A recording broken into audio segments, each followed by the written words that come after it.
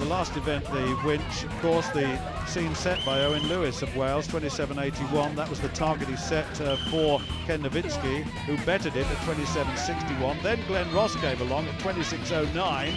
And finally, the man who'd led throughout all the competitions thus far, powered it down. Rob Frampton, 24.28, took his third win in succession. Brilliant.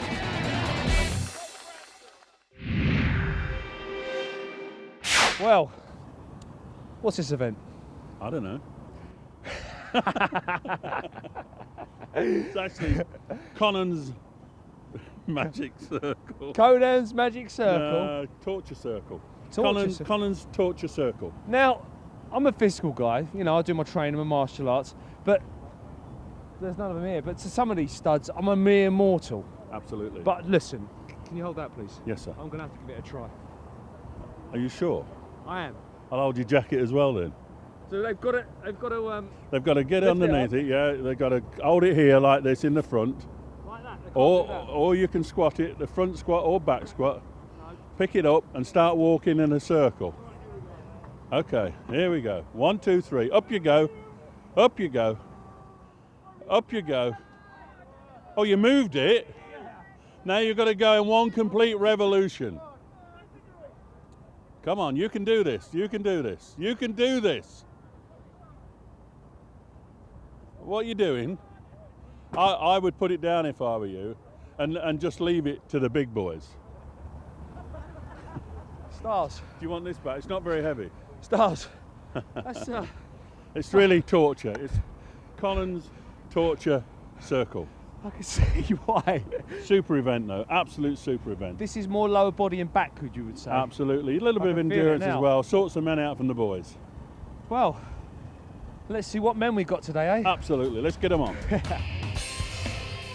Well, there it is, the Conan's Torture Circle, and it really is. There's a 30-metre circle. The yoke weighs 400 kilograms, and whoever walks the furthest wins. Now, this is difficult for several reasons, because the yoke actually wobbles around. It's not a stationary one. It's not something that's easily controlled, and you can see that it wobbles in every direction. So therefore, not only are you restricted by the arm, but also you've got to maintain or contain the wobble factor on that. Look how it's going all over the place for Steve Cherry of Scotland. He's in real trouble with that, and that's only just over 5 metres. 5 metres and 40 is official.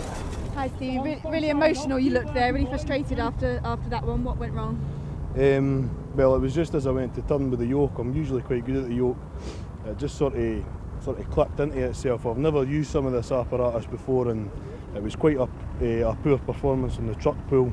I pulled when I should have been pushing, but you learn as you go, so. It is very much a learning process, isn't it? And now we've got Jonathan Kelly, the Irishman. He knows what the target is, 5 metres and 40 centimetres. It's containing left to right wobble on that, and it's 400 kilograms. That's a huge weight, it is. Look how tentatively he's attempting to move. Of course, once the one foot comes off the ground, then the whole body weight is on one leg, and that's very difficult. This is better, though. It's going to be the new leading distance, clearly, for Jonathan Kelly. Really hurting now. 30 metres is all the way round, so you're looking at about 7.5 metres for a quarter turn, and then oh yeah, he's had enough, and that's over 9 metres. It's 9 metres and 70. Now then, Paul Carter. He's a big fella. He's got 9.70 to beat, and Paul Carter, the doorman, Britain's most powerful man in 2009. That was a competition that he won, and you can see why. Big strides, big steps, and that is a very, very powerful move. Well, that is definitely going to take the lead, and that is a sensational piece of lifting. He's got control, the wobble factor's gone. He's not too phased by the arm restricting the direction in which he goes. So he's won this by a mile. I can't see anyone beating this unless Frampton can come through, or Ross himself. This is going to be a very difficult one to beat, and that is close to a full circuit. And the official distance, 29 metres. Well, Dean Slater, it can't have helped to watch the 29-metre performance of Paul Carter. It really can't. Now, he's got to really work on this. From Birmingham. England's strongest man in 2010, incidentally, another competition alongside the UK, which is much broader, of course. And this is tough. Oh, look at the stress on that face. It's a telltale face, that is. Come on, Dean, he's going well. He's certainly in second place already. And it's going to be, oh yes, it's gone. 14 metres gone. 14 metres 20, 14.2. Owen Lewis then, he knows that Steve Cherry, the Scotsman, is in contention for those bottom two places. Neither of them want that, but he's got 5 metres and 40 to beat, and he really does have to go for this to stay in the competition for day 2. If he can go beyond 5:40, then he'll do that. Wobbling, oh, it's gone, but I think that's further.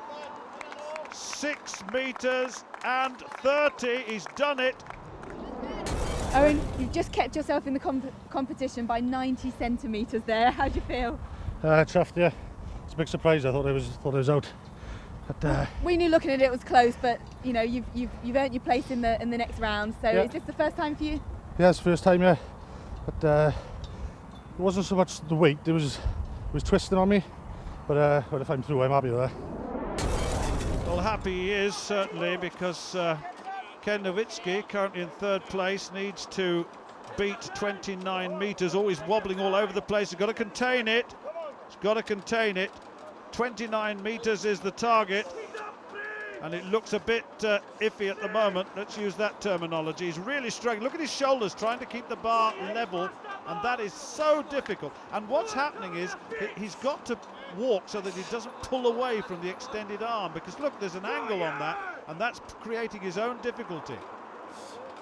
That's better. That's much better. He's got control at last, and it's just over 12 metres. Glenn Ross, though, 29 metres to beat. Just 2 to go. Ross in 2nd place overall, the big fella. 2nd last year, just to remind you of that, but he'd won the previous 4, if I remember correctly. But he is a champion, certainly. Looks a bit more athletic this year, I must admit.